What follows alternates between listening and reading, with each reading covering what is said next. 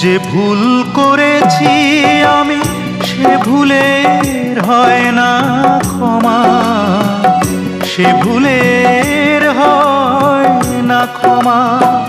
সে ভুলে কাঁদছে বন্দি পাখির মতো প্রিয়তমা।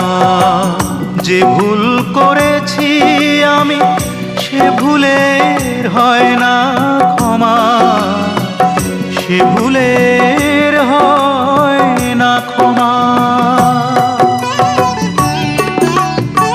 শোনো, আয়না দিয়ে আমার চোখে আলো ফেলছো কেন?